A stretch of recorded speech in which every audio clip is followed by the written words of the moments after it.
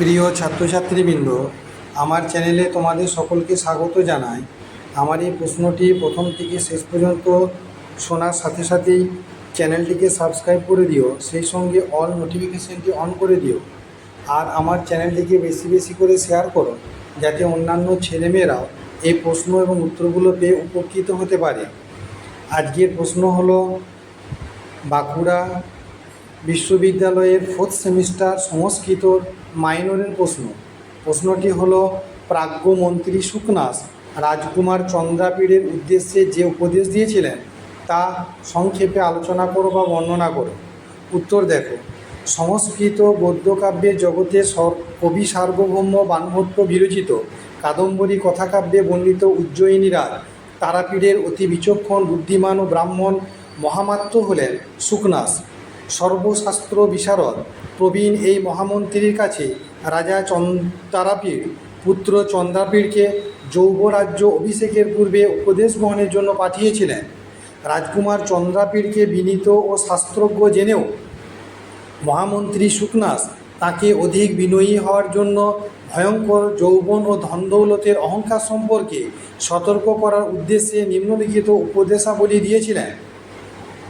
সুকনাস চন্দ্রাপীড়কে বলেছেন, রাজসভায় অন্য অনেক আছে যাদের স্বার্থ সিদ্ধি করাই একমাত্র উদ্দেশ্য।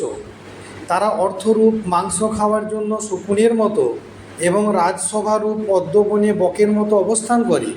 এই সমস্ত স্বার্থান্বেষী চাটুকারেরা রাজার দোষগুলিকে গুণ বলে প্রতিপন্ন করে রাজার অধঃপতনের পথকে আরও প্রশস্ত করে তোলে।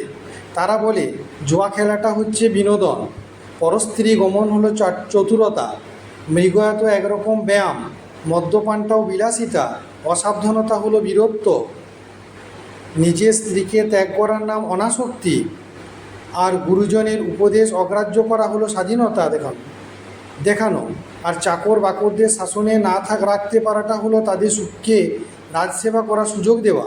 নাচ গান বাজনা বেশ্যায় আসক্তিকে বলে রসিকতা। গুরুতর অপরাধ না শোনা মানে মহানুভবতা। অপরের অপমান বা তিরস্কার সহ্য করা হলো ক্ষমা। দেবতাকে অপমান করা তো মহাবলশালিতার পরিচয়। অর্থাৎ স্তুতি পাঠকদের বন্দনাগান হচ্ছে যশ, চপলতা হলো উৎসাহ, এবং কোনো কাজের ভালো মন্দ না বিচার করা হলো অপক্ষপাতিত্ব। এরূপ নানা প্রকার বাক্য দ্বারা তারা রাজার মনোরঞ্জনের চেষ্টা করেন। পরের বেলা রাজারা ধনের অহংকারে এমন উন্মত্ত থাকে যে এরকম মিথ্যা স্তুতিতে একেবারে চৈতন্যহীন হয়ে নিজের মরণশীল মানুষ হয়েও নিজেকে দেবতার অবতার বা কোনো দেবতার দ্বারা অধিষ্ঠিত ভেবে দেবতার মতো কাজ ও প্রভাব দেখাতে আরম্ভ করে সকলের উপহাসের পাত্র হন। যেমন তারা ভাবেন যে তিনি বিষ্ণুস্বরূপ, তার এই হাত দুটির মধ্যে আর দুটি হাত লুকোনো আছে। আবার কখনো নিজেকে শিব মনে করেন, ভাবেন যে তার তৃতীয় চক্ষুটি কপালের চামড়ায় ঢাকা আছে। এই সমস্ত গোবর্ধত রাজারা নিজেদের এত মহান বা বিশাল ভাবেন যে যার ফলে কাউকে দেখা দেওয়াটা অনুগ্রহ করা এবং কারো প্রতি দৃষ্টিপাত করাকে উপকার করা বলে মনে করেন।